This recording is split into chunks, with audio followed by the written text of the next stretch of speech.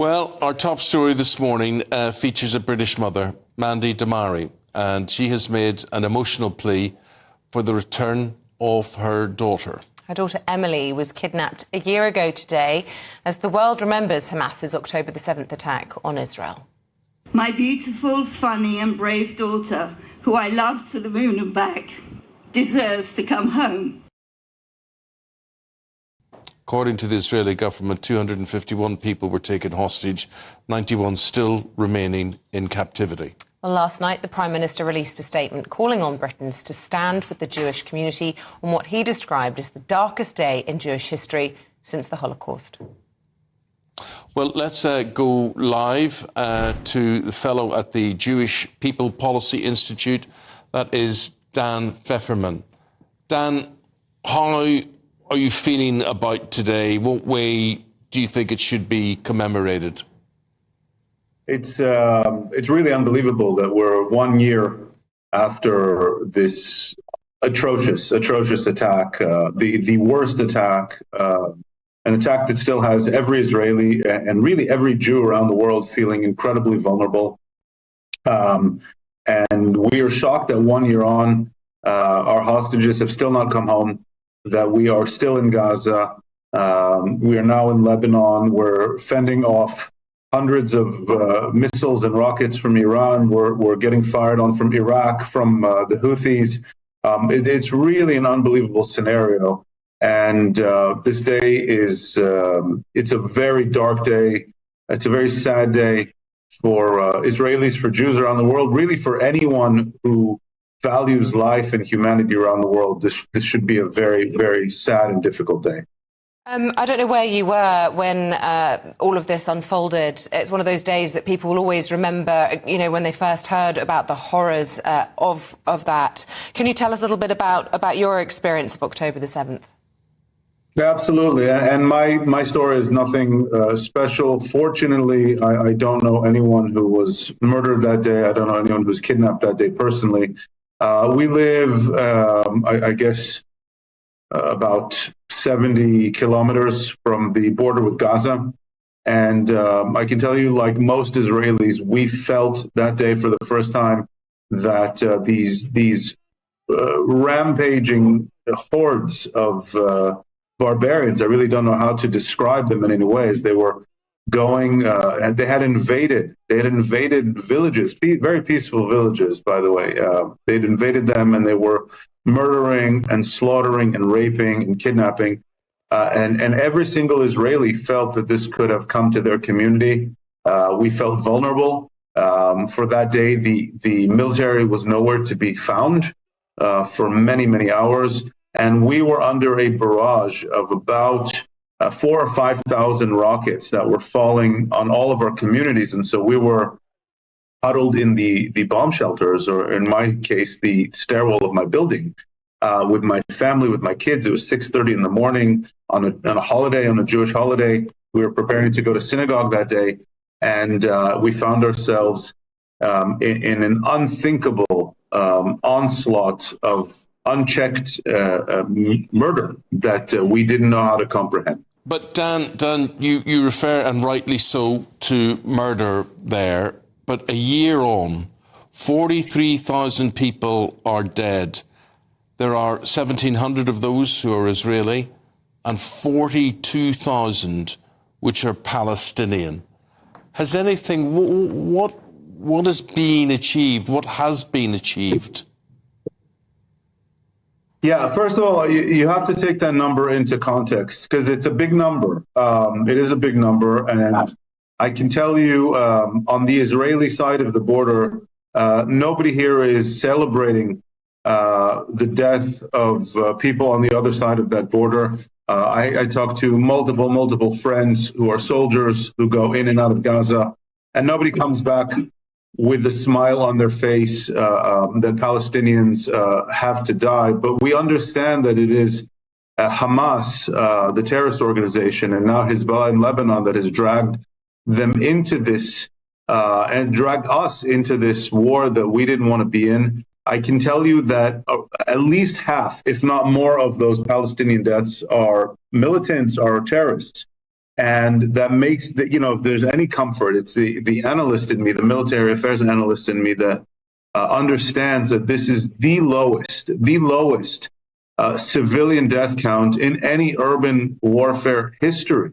And I can tell you, both from an analytical level and from every personal conversation I've had, is that, and we're proud of this. As Israelis, we are proud that our army is clearing out civilians, giving them ample warning, and insisting something that the very few militaries in the world do, on fighting militants and not fighting against civilians, not targeting civilians. And so to achieve such an unbelievably low death count, I know that doesn't make the families of that's 40 Palestinians dying for every Israeli. That's not a low death count. It's not a football match. We don't keep score about who's dying. We look. Somebody needs to keep score, don't they? No, they don't, because we're not the ones who started this war.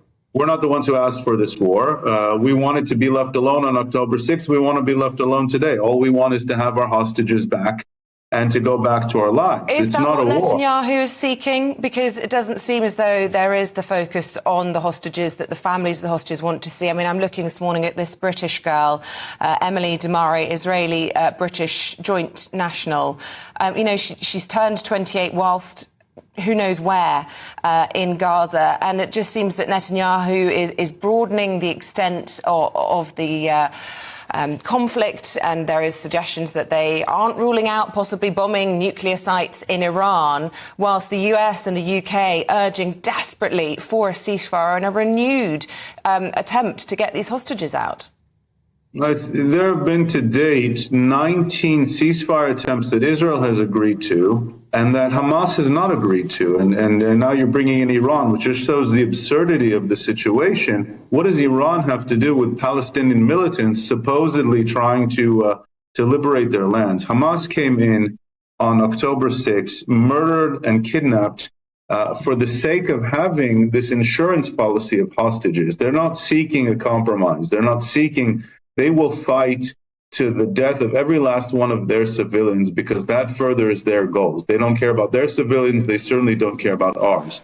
Well, and I think it's incredibly cynical to blame the one democratically elected leader involved in this current conflict, that is between Israel and the various Iranian proxies and Iran itself, who is trying to get back. But Israel cannot capitulate to these murderous terrorist organizations who are just going to try to do it again and again unless Israel can change the strategic reality on the ground and weaken Hamas. It's weakened it physically already, but Hamas cannot come out of this with any kind of victory picture or victory lap. It has to be defeated, and the region needs to know it was defeated. Otherwise, it's said, Hamas has said in its own words, in Arabic, time and again on television. Okay. It will do October 7th time and again. Dan, we've got to leave it there. Whatever the rights and wrongs, and certainly you outlined them very, very well. It is a very sad day, a very sad anniversary for anybody to commemorate. Thank you very much indeed. Thank you. Joining us now live is correspondent for the Daily Telegraph. That's Yotam Confino. Yotam, how do you feel on this this year-long anniversary? It's surreal that 1 year after the biggest massacre against Jews since the Holocaust, 101 hostages are still held in Gaza from 21 different countries, and the world seems to be doing absolutely nothing about this. I'm quite shocked, really, about what happened the past year. I'm shocked, of course, about what happened on October 7th, but the aftermath has just been horrendous. The gaslighting, the victim blaming, the denial of what happened on October the 7th, the hundreds of thousands of people going on streets across the Western capitals, basically supporting Hamas and Hezbollah and other terror groups, and not calling for a ceasefire. Let's not forget that. They're not calling for a ceasefire. They're calling for from the river to the sea, which has absolutely nothing to do with a ceasefire. It has to do with wiping out Israel from the map. So it's been a horrendous year, and I can only say that I feel that I myself am in a somewhat lucky position because I don't have any friends or family members who were killed. but most Israelis know someone who was either killed or taken hostage on October the 7th. We heard a clip just before we came to you, Jotam, of Emily Damari's mother saying, "I need to see my daughter's smile," and the agony the families of these hostages must be going through, wondering how their loved ones are, wondering if they're safe, because there has been incessant shelling for the last 365 days into the Gaza Strip. Of course, a risk to the hostages there as well. What is being done by Benjamin Netanyahu to continue to try and assure that they'll be released? Because a lot of people are criticising him, aren't they, saying that his focus has shifted elsewhere, moving towards Lebanon, and now talk of perhaps bombing strategic sites in Iran. What about the hostages, like Emily? Well, Netanyahu is not doing enough, and that's why hundreds of thousands of people have taken to the streets for months, calling for his resignation, genuinely showing their outrage with how the government has handled this whole war. I would say Netanyahu is responsible, but the ultimate actor responsible for all of this is Hamas. Hamas is the one holding all the hostages. Hamas is the one that insists on keep changing details in the ceasefire negotiations and generally just not wanting this ceasefire. If they wanted to, they would have released all the hostages, laid down their arms, and Israel would have left the Gaza Strip. But that's not happening. So yes, Netanyahu is to blame, but it's to not blame and to not hold the actors holding them hostage responsible, I think, is completely mistrued. Jotam, you say that Netanyahu isn't doing enough. What he is doing is killing people.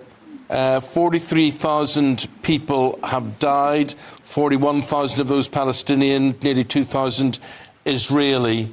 What on earth is actually being achieved? Is anything being achieved? Yes, Hamas's military capabilities have been defeated, more or less. Hamas is still present in Gaza, but if you compare Hamas's military capabilities today, from, for example, last year, it's not even comparable. Israel estimates that around 20,000 terrorists have been killed belonging to Hamas, Islamic Jihad, or other terror groups. So roughly half of those who've been killed, that's according to Israeli estimates, they were members of terror groups. So yes, some things have been done, and of course also more than 100 hostages were released in November last year. But again, we're far from done. As long as there's still hostages in there, as long as Hamas is still hiding behind civilians when they fight Israel, more civilians in Gaza will be killed. And this will just go on, not forever, but as long as Hamas still holds hostages, this won't end.